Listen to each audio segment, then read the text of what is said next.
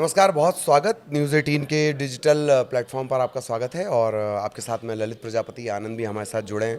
थोड़ा middle east को decode कर लेंगे और अपने पत्रकारिता के पेशे में कुछ जो लोग जिन्हें टारगेट किलिंग कर दिया गया उनके बारे में भी चर्चा कर लेंगे। तो सबसे पहले वहीं से शुरू करते हैं। उनके जनाजे पर भारी भीड़ उमड़ी है और इजराइल इसके बाद एक और गंभीर अपराध के आरोप से घिर गया है। सबसे पहले आनंद, जो पत्रकार मारे गए वहाँ से लेकर उनके जनाजे पे उमड़ी भीड़, कितना मुसीबतों में है इजराइल? बिल्कुल, देखिए 7 अक्टूबर 2023 से हमास इजराइल का जो युद्ध शुरू हुआ था, जिसको लेकर के एक तरीके से फ़िलिस्तीनियों को झेलना पड़ा है, क्योंकि फ़िलिस्तीन कई बार हमास का भी विरोध कर चुके हैं।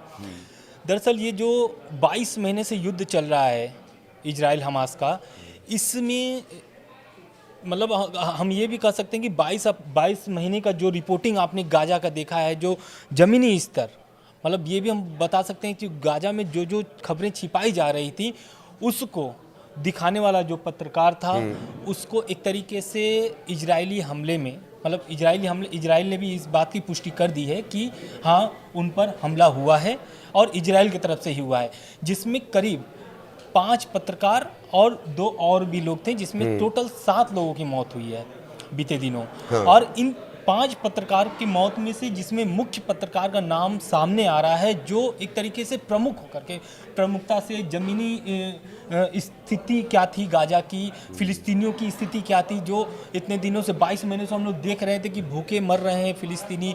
बहुत सारे ऐसे मतलब ये चमकदार मीडिया की उथल पुथल से अगर कोई वाकई वहाँ मातम की, चीखों की, चीख पुकार की रिपोर्टिंग कर रहा था हकीकत में, उसमें वो मेरा ख्याल है शामिल रहे हैं। वो एक तरीके से बारीकी दिखा रहे थे, जिससे इजराइल की ही एक तरीके से पोल खुल रही थी और इजराइल इससे एकदम खफा था।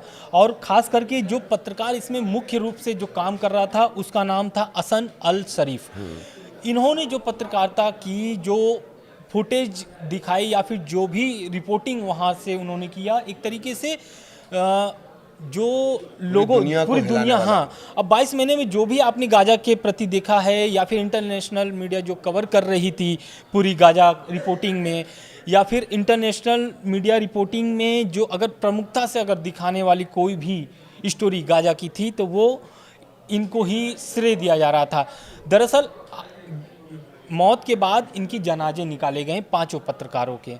इसमें फिलिस्तीनियों की जो उमड़ी भीड़ थी ना, वो दर्शाती है कि फ़िलिस्तीनियों के लिए वो कितने हमदर्द थे और कितने मतलब सहयोग पहुंचाने के लिए कहां कहां किस स्तर से उन्होंने रिपोर्टिंग की, तो वो दर्शाता है। और ये जनाजे को लेकर के, जनाजे की भीड़ को लेकर के, इससे आप भी समझ जाएंगे कि किस स्थिति में, जब वो बॉडी उनकी जो एक तरीके से बॉडी जब सजाई गई थी, उस पर फिलिस्तीनी रो रहे थे उस बॉडी को पकड़ करके, 100 को पकड़ करके पत्रकार के, तो उससे दर्शाता है कि किस स्थिति में वो रिपोर्टिंग वहाँ पर कर रहे थे। उसी अनस अल शरीफ को इजराइल कह रहा है कि वो हमास से जुड़े हुए थे, यानी इजराइल के खिलाफ जो जानकारी लेकर आएगा वो हमास से ही जुड़ा होगा। बिल्कुल, हाँ। अब इस मामले को लेकर के पूरी मतलब कि एक तरीके से दुनिया भर में एक तरीके से विरोध हुआ कि यार इस तरीके से नहीं करना चाहिए, ये हमला हुआ कहाँ।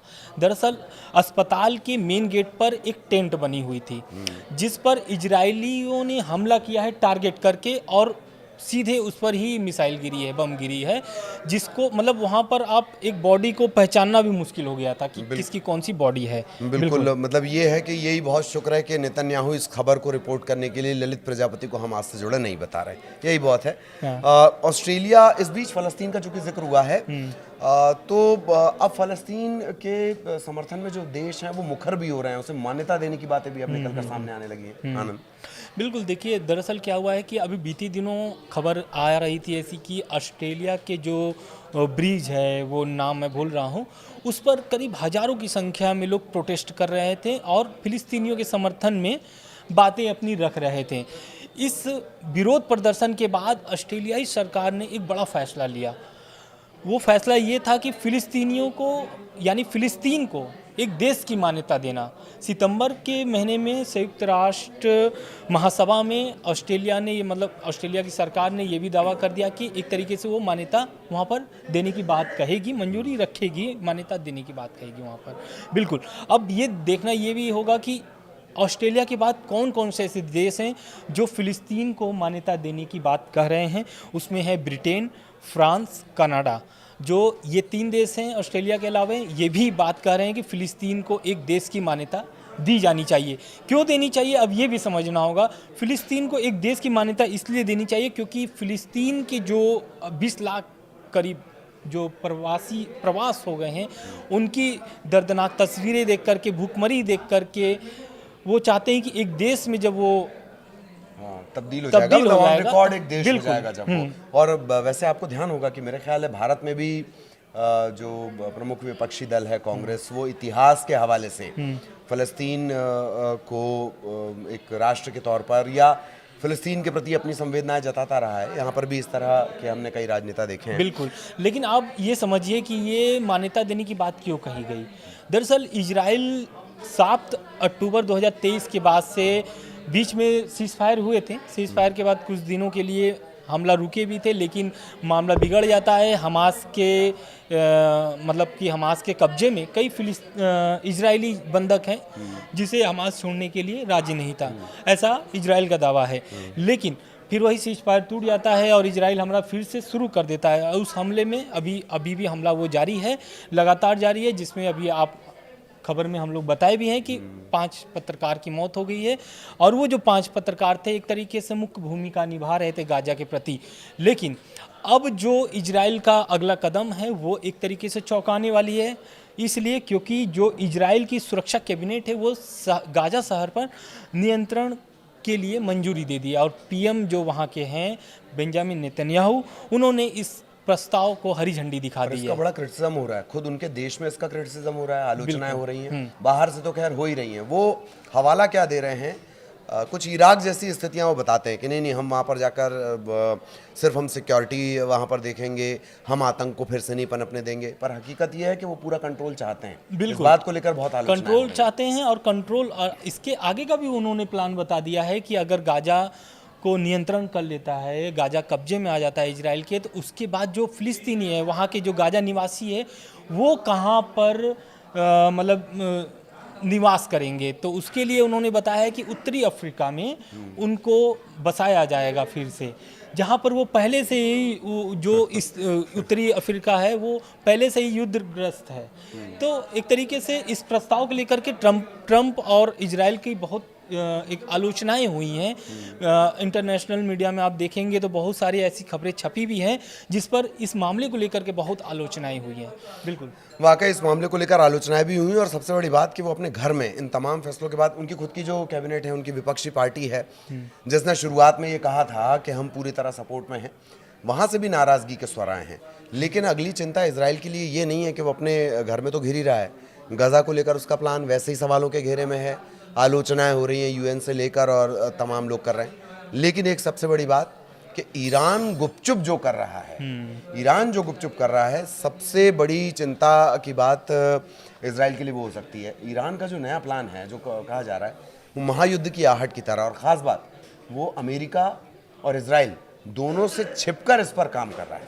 बिल्कुल आप सही कह रहे हैं। दरअसल क्या हुआ है कि जब से ये गाजा पर कब्जे की बात इजराइल ने कही है, और या फिर एक तरीके से मंजूरी दे दी है नेतन्याहू ने इस मामले को लेकर के कि हाँ, नियंत्रण हम गाजा के लिए तैयार हैं और सेना भी तैयार है। यहाँ तक कि खबरें ऐसी भी हैं कि इजरायली जो सेना है वो गाजा के सीमा पर तैनात हो चुकी है। तो खबर अब ये आ रही है कि जो एक प्रॉक्सी हम बोल सकते हैं, ईरान की जो प्रॉक्सी है हिजबुल्ला, उससे सीज फायर हो चुका है। ट्रम्प के आने के पहले हिजबुल्ला से सीज फायर हो चुका है। लेकिन अब वो क्या है कि एक्टिव हो रहा है धीरे धीरे। क्यों? क्योंकि गाजा पर नियंत्रण जो मामला चल रहा है उसको लेकर के अब वो एक्टिव हो रहा है। इसलिए एक्टिव हो रहा है क्योंकि पहले भी आप लोग देख चुके होंगे कि जब हमास से युद्ध हो रहा था तो बीच में हिजबुल्ला से भी युद्ध शुरू हो चुका था। क्यों? क्योंकि वो नहीं चाहता है कि हिजबुल्ला की गाजा पर कब्जा किसका हो, इजराइल का, इस कारण से। और हिजबुल्ला किसका प्रॉक्सी है? ईरान का प्रॉक्सी है। अब मामला ये हो गया है कि दरअसल क्या हुआ है कि सीरिया में तख्ता पलट हो गई। तख्ता पलट होने के कारण से वो जो हिजबुल्लाह जो है हथियारों का रूट था, बिल्कुल, हथियार का, पैसे का, वो डिस्टर्ब हो गया बिल्कुल। क्योंकि नए मेरे ख्याल से जो सीरिया के हैं वो थोड़ा उनका झुकाव अमेरिका की तरफ ज़्यादा बिल्कुल है। हाँ, दरअसल हुआ क्या है कि हिजबुल्लाह जो है वो कमज़ोर पड़ गया, सीरिया में तख्ता पलट से कमज़ोर हो गया। क्यों? इसका बहुत ही बारीकी है, लेकिन आपको समझना बहुत ज़रूरी है। सीरिया में जो था पहले सरकार थी वो बशर अल असद की, बशर अल असद की सरकार थी, लेकिन वहाँ पर क्या होता है, तख्ता पलट हो जाता है। अभी जो कार्यवाहक राष्ट्रपति जिसको बोला जा रहा है वो है अल जुलानी, जिसे अहमद अल सरा के नाम से भी जाना जा रहा है। वो अभी कुछ दिनों पहले अमेरिका के दौरे पे भी गए थे।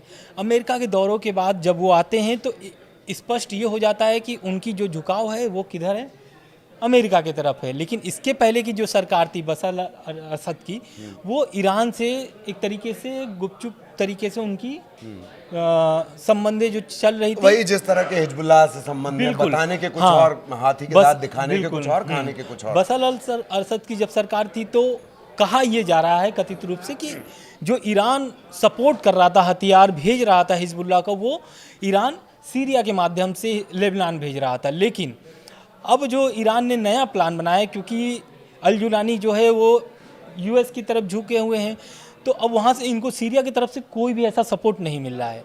तो अब जो नया एक तरीके से नया गेम शुरू किए हैं आयतुल्ला अली खामनी ईरान ने, वो है बगदाद से बेरूत तक की। बगदाद से बेरूत तक की इसलिए मैं बोल रहा हूँ क्योंकि बगदाद जो पड़ता है वो है इराक में, बेरूत है लेबनान में। तो अब कहा यह जा रहा है शायद कि जो लारीजेनी हैं, मैं उनका नाम हर बार भूल जाता हूँ, हाँ, अली लारीजेनी, बिल्कुल, उनके दौरे के बाद ये सवाल ज्यादा उठे हैं। खुद अमेरिका की एजेंसियां मॉनिटर कर रही थी। हाँ, दरअसल और बहुत तेजी से, अगर ऊपर के ड्रोन शॉट्स को अगर देखा जाए, बहुत तेजी से वहाँ पर स्थितियां बदली हैं। बिल्कुल। वो पहले लेबनान जाते हैं, फिर वहाँ से जिसका आप जिक्र कर रहे हैं बगदाद, जिस रूट का, वो वहाँ पहुँच जाते हैं। तो इस वजह से इस नए रूट की चर्चा हो रही है। बिल्कुल, दरअसल क्या है कि ईरान के नए राष्ट्रीय सुरक्षा सलाहकार अली लारीजानी ये जो हैं 2 देशों का दौरा किए हैं, पहला इराक, उसके बाद लेबनान। अब ये दोनों दौरों के बाद से इजराइल और जो अमेरिका है इनकी टेंशन बढ़ गई है। क्यों? क्योंकि जिस प्रस्ताव पर साइन नहीं करना था वो इस प्रस्ताव पर भी साइन करके आए हैं, जिससे टेंशन बढ़ गई है। क्यों? क्योंकि उन्होंने जो प्रस्ताव पर साइन किया है और उन्होंने जो बात कही है वो एक तरीके से दर्शाता ये है कि वो काम किस पर कर रहे हैं।